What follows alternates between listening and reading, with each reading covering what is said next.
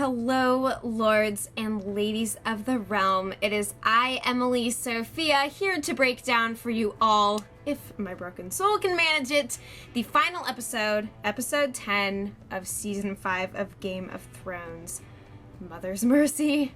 So spoiler alerts before and not after we dive into the mad thick of things, as I shall be bearing all in this review. And without further ado, let us bid adieu to the 5th season and deal with the events that just transpired. So, as always, I'm going to do my absolute best to touch on and dig into the thick of all of the major events of the episode. But, of course, if there are any major theories, ideas, events that I do not touch on, that I gloss over in a way that is unsatisfactory to you, then please lovingly correct me down in the comments.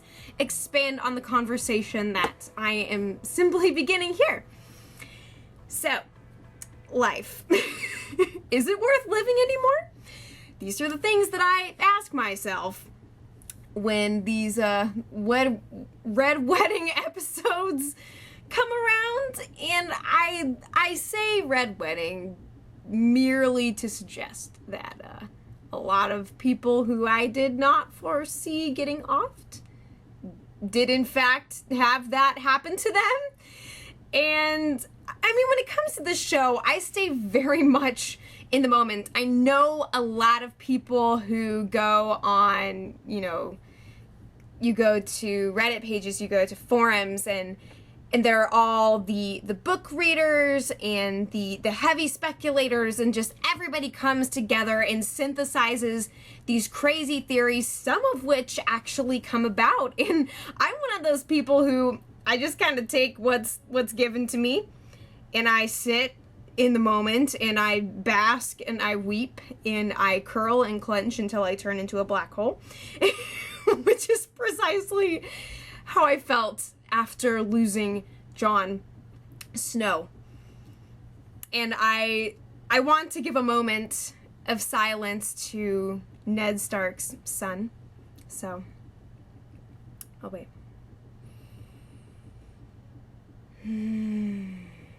Deep breath. Anyway, so what we see with the fate of Jon Snow is that he is oh so very much his father's son, because the exact same fate that Ned Stark met was because of his unwavering dedication to justice, to pursuing the rightful heir to the throne, and to unseating the people who had come most illicitly into power. And wrongly so. He is doing his best in his position to correct these things, just as Jon Snow is trying to ultimately make a huge stride forward for humankind in saving the wildlings and bringing them into the fold, bringing them south of the wall as the dead are on the rise.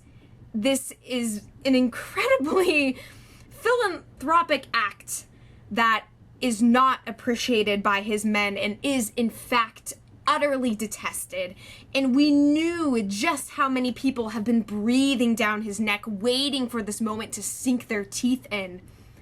But at the same time, I was so focused on everything else reaching a boil in this universe that I had no idea just how dire the situation for Jon truly was. And he gets this final moment with Sam before Sam embarks for the Citadel with Gilly and their son to become a maester. And Jon recognizes the fact that Sam is the only one in this place who has his back, which should be a huge indication to him. I mean, just how much his life is on the line. He was advised by the late maester to kill the boy and let the man be born. And now it is the boy wounded, who has killed this newly born man, which is what we see with Ollie. And I try not to find myself in a place of hot antagonism against a young child. Although I've been that way towards Carl from The Walking Dead in the past, so I guess I stand corrected. But Ollie, bro, did you have to?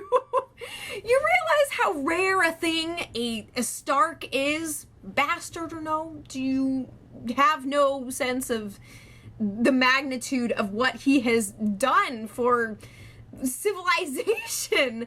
But of course, Ollie can't get past the fact that Jon has let pass all of these murderous scumbags. And to him, the world is still very much a black and white place of good men and bad men. And that's really what Jon Snow's death feels like, is the bad guys winning against a good man. Against one whose heart was too big, and it was pointed out by Alistair Thorne in the last episode in which we saw Jon Snow, that his heart is so big, it's gonna kill him. I mean, just that moment where Jon comes forward and he sees that post that says traitor. It was just all over. And having to watch him get stabbed over and freaking over again, my Game of Thrones PTSD kicked in a big way. And I'm still just so utterly aghast at this event. However, and I don't know how exactly to contend with this information or theory, but there are those on the interwebs who are saying that it's distinctly possible that Jon Snow could return due to the presence of Lady Melisandre. So, do with that what you will. Because now Melisandre, who is she advising? What king, what ruler?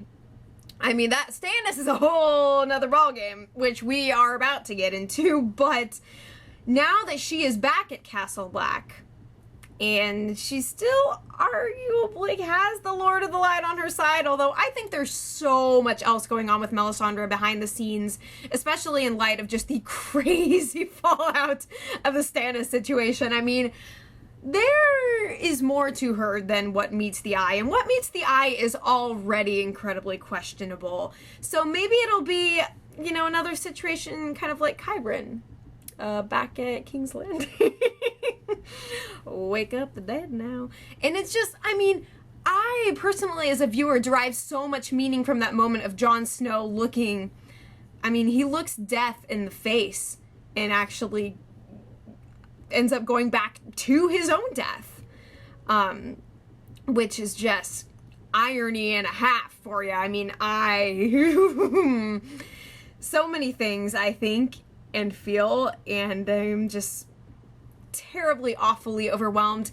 You know, my reaction to what happened with Jon, I think it was a bit more tearful than even the Red Wedding, because the Red Wedding was such a formative moment in my experience as a Game of Thrones viewer, and has kind of informed like everything hereafter. But for some reason with Jon, it was just, I mean, the fact that it was all of these men ganged up against this one man who was attempting to do something for the greater good. But, you know, in this situation, it was not a judicious move to make.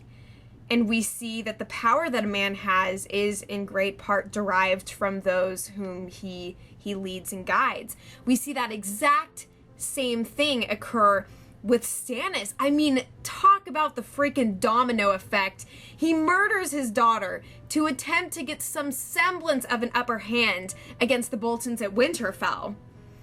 And then, you know, the next day comes around and Melisandre looks out and it's like, oh, look, the snow is melting and we can pass and the Lord of the Light has made good on his such and so-and-so. And then Stannis finds out that half of his men have abandoned him and his wife is dead, hanging from a tree outside the camp. So, starting off on a high note, and he continues to go forward. Nonetheless, he is at no point giving pause in this. He only pushes ever onward. And, you know, like a bit of a faulty juggernaut. That is Stannis Baratheon for ya. So at any rate, he makes the valiant decision to press ever onward with whoever he's got, with all that, because who needs logic at this point? He knows that he's too far gone and essentially commits suicide. So we're not really given the opportunity to see this great battle unfold. I mean, really kind of the high point of the season as far as that front goes was episode 8, Hardhome. But yeah, so we skip to the aftermath, to the bodies strewn across the snowy wasteland, and Stannis growling in the face of his death. He does not want to go quietly into that night. And then Brienne of Tarth emerges at the perfect time. And as she's preparing to at last kill this man for the death of Renly, whom she had faithfully served, he says, "Do your duty, girl. Get it done." And she does. And we're not even given that moment, to see his head hacked off or however it goes down. It's just, this is the end. The buck stops here. And I mean, I kind of saw that. Because this is not a world in which if you believe in yourself, anything is possible. Because Stannis sure believed in himself. Or, well, you could argue that he believed in Melisandre, who believed in the Lord of the Light. But ultimately, all of that feeds back into himself. And, I mean, well, there goes the rightful heir to the Iron Throne. So things are only going to get ever more interesting as we go forward. But adios, muchacho. I won't be missing you. I'm sorry. You had your moments where I was kind of like, hey, all right, let's do this thing. And I'll never forget when Stannis and Jon Snow first meet, and it's kind of like after that is their downfall. They both commit to their respective missions, give each other a manly head nod, and go right on into their graves. Some more shallow than others, but both in the snow. Because winter is coming, it's all symbolic of the ultimate fate that everyone's gonna meet if they cannot beat the others. So, haha, that's a little bit of a, getting a little meta here, I suppose. But, don't mind me as I am resting my head upon my knee. Well, so what else? What else happened here to break down? Oh yeah, so we had another somewhat major character death in this episode. I guess not, it doesn't feel major, but it also kind of is, considering how high up in the hierarchy of things she is. But Myrcella is, well, she has died a seaborn death. And I feel a bit like an idiot, because I also didn't see this coming. I don't know what my deal is, but I don't have a lot of forethought when it comes to this stuff or projections. However, it did seem bizarre what all happened in Dorne, and Dorne was definitely one of the weakest links in what was an incredibly divisive but at many times very awesome season. I was expecting something cataclysmic down there. Especially with the Sand Snakes, how hyped up they were before the season, and considering the legacy of Oberyn Martell, I mean, I was ready for all fire down there, but things appeared on the surface to fizzle out quite a bit, and Ellaria had a lot of interesting conversations and appeared to commit to her, or submit to her brother's will, but little bit of lipstick can do some serious damage. So with her kind of free-loving approach, she plants a kiss on the lips of Myrcella before they set sail for King's Landing, and wishes her all the best in the world. And I mean, it was such a, it was a sad moment, but just really kind of, I don't know. I mean, it was a happier death than I think some get. Like, she comes to terms with her mother's incestuous behaviors pretty well and is ready to embrace her uncle dad, or, well, really her dad. And so finally, Jaime gets this moment of acceptance that very quickly goes south.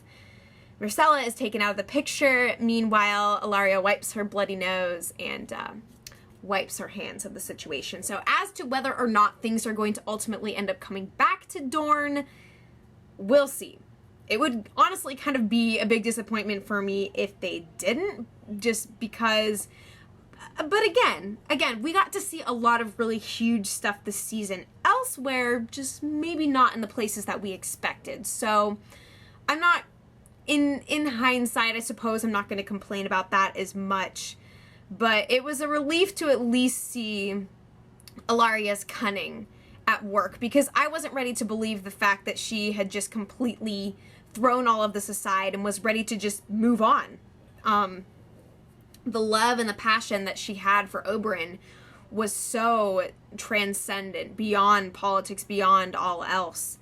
And, yeah, so she ultimately uses that power to get her revenge, even though she doesn't get to witness it. She's looking at that ship and she knows exactly what is going down. Yeah. So, and we'll also see what happens too with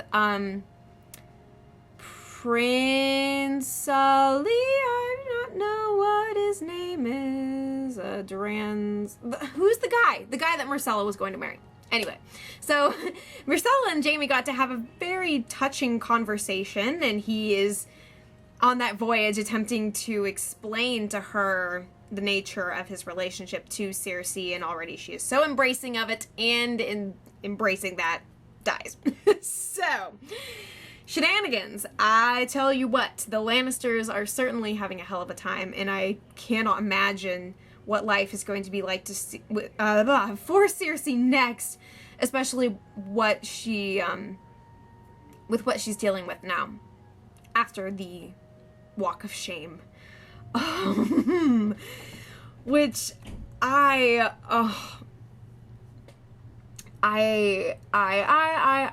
was rendered so speechless by that moment. This was actually something that I did see coming for Cersei. However, the execution was just so unflinching, so unforgiving, so relentless. I am just in awe of this entire episode. I mean, it is unlike anything else we have seen before. And I think finally breaks us free, maybe, of our foolish desire to wish for the best and the success of those whom we love for their good hearts, because it's not enough. It's not enough. That's not to say that Cersei's is one of gold. By no means. I have been utterly pissed at this woman for years on end. I mean, ever since the Ned Stark era. And yet having to watch her endure this absolution, as it were. I know that a lot of people are saying on Twitter and likely elsewhere on the internet that this kind of felt like a, this sort of representation of the kind of verbal abuse that women endure on the internet in life. You know, it's something that I think on some level maybe women can identify with. I like how I say that so uncertainly, being that I am a woman. And as, you know, having an internet presence, I've had some terrible shit said to me. And so it really kind of rocked me to my core and gripped me, having to see that, you know, that last 5 minutes following her the entire way. There's no quick cuts out of it. I mean, we see her, you know, before God and man, laid bare and exposed, and it certainly sheds some light on the religion, the religious movement that Cersei has given power. That's for certain, because it's like, if all is laid bare before the gods, then what good is it being laid bare before man, and part of that is the punishment for her actions and the consequence. And yet, it's just mind-blowing to me when you think about it from Cersei's perspective. She is only given half the truth. Half the truth. And well, not even half, actually, when you think about all of the atrocities and, well, shenanigans that have ensued from Jaime to her late husband and beyond. I mean, she can only give a fraction of this because revealing her indiscretion with her brother would, of course, illegitimize the reigning king and would wipe the Lannisters from power forever, which just, I mean, the vacuum has never been more hectic in this world. The rightful heir is gone, and things are really coming down to the wire, and that is something that Cersei cannot give up.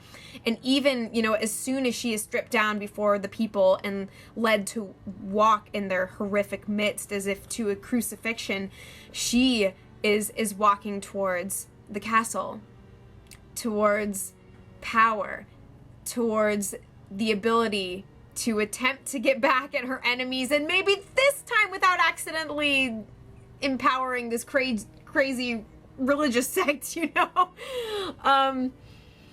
She is resilient. I'll give you that. And, I'm just so blown away. And I remember hearing months ago during even the filming of this episode that there were issues with finding a location that would allow for the events that occurred, namely Lena Headey being naked and led through this experience on camera. There was, I think, an issue with one location, like a church, cathedral, kind of sanctuary of some sort that was like, this isn't going to fly, but clearly they were able to work out the logistics for this for what was an incredibly powerful moment, and we see just how undeniably driven Cersei is, not only to be close to her family, but to endure and come out on top. Like, the entire time she is only ever looking towards the castle, looking up, attempting to look away from just all of the the shit and the scum and the spit that is being cast on her. This is, it's merely her mortal body. And with, I'm trying to make sense of this because it was so just soul-wrenching to witness, again, for as much as I have detested her character. It kind of, one of those things that shatters heaven and earth, really. Before I run out of memory on my memory card on my camera, I better touch on some other aspects of the episode. So, like, two of the fronts in which there is some glimmer of hope is in Meereen, where Tyrion is providing some guiding counsel to now Grey Worm and Missandei, who are the substitute Dany's. While Dany is back among the Dothraki and doesn't really have the same kind of camaraderie that she did once upon a time. It's a little bit of true detective business for you. Time is a flat circle, and she has made the loop back around thanks to Drogon, who is not really interested in making the return trip after all the spears that he's had stabbed into him. She's like, my people need me, and he's like, I need a nap. Sorry. So here she is in this swirling cyclone of horses and warriors, and she knows, well, what can you do? Here we go again, and I don't know what this is going to look like for her. But not only is Tyrion back and heading things up in Meereen in a big way, Varys steps on up. But that was just so desirable to see Varys return again that it almost felt like fan service. His eyes just like, my boys, my number one bromance is back in the game. And they also had a delightful little Star Wars Leia and Han Solo moment where Tyrion's like, "Oh, how I missed you." To which Varys replies, "I know." That was so good, and I have to cling to that moment if I'm going to have any semblance of sanity or joy in the days to come. We also see that at last Sansa, taking the place of Jane from the books, Sansa escapes with Reek from Winterfell in the fallout of the battle. Finally, they take out Ramsay's one chick lady, Mary Maria Mahuzit. She's cast aside, and the two of them, take the leap of faith, and I'm just so relieved to know that there is the sense of truth between them of what really transpired in Winterfell when Theon had taken over, and now finally he himself can, atone for his actions in the past. Now, Arya is a big question mark for me at the moment because she done goofed. She is still very much Arya Stark, and I knew this to be true, and I didn't know how it was all gonna go down because I was just so happy to finally see her in a place of empowerment of some kind. But in her faceless womanhood and in brutally taking out this guy who deserved the death that we witnessed, holy freaking crap, I am so glad they did not go any further into that violence, because just unnecessary, unwanted, repulsive. Arya makes quick work of that guy only to find herself, well, in a very bad place. In a very, very, very bad looking place. So, the last thing that we see from her is her going blind after peeling face upon face upon face after Hagar, who she thought had killed himself on her behalf for her. Well, because basically the way that in the House of Black and White, the way that they see death is that it is a gift. It is a gift that the giver must only grant to the one who is to receive it. And, all of that plays into the facelessness, into being no one. But instead, on the contraire, Arya is, she is going to make the person she dies become no one. And she is Arya Stark. So I think that really is just kind of a backwards thing that's going on. She, in fact, has to be no one, the bringer of death. She cannot be the one who makes others no one, especially if she cannot be no one herself. And that's never something that I think we would want for Arya, because she is such an incredibly lovable character and is so just beautiful and powerful the way she is. But she kind of sees this as her direction, and she sees this as something that she wants to use to her own ends. Now, what's going to become of the sword that she buried outside? Is she going to find a way out of this? Is she going to have sight of any kind? Is she? I don't know. This has been a very rough and uncertain season for her. But man, oh man, this was an episode for the history books. I am hurting. I am just aghast. But I will be back next year if I make it out alive. I would love to, so I'll try really hard. Again, if there is anything major that I missed, please do bring it up below, because there's so much to talk about, so many theories, so many different views of what's transpired. Oh yeah, and Kyron introduced us to his undead friend, so that's kind of a big deal, if you don't mind me saying so. But man, where do we go from here? As things are teetering on the brink of insanity at King's Landing, as the throne is coming ever closer to being ripped out of everyone's grasp. Who's it gonna be? How's it gonna be? Well, you know, I think ultimately at the end of the day, everybody needs a Tyrion. Especially the good-hearted guys who choose justice above all else.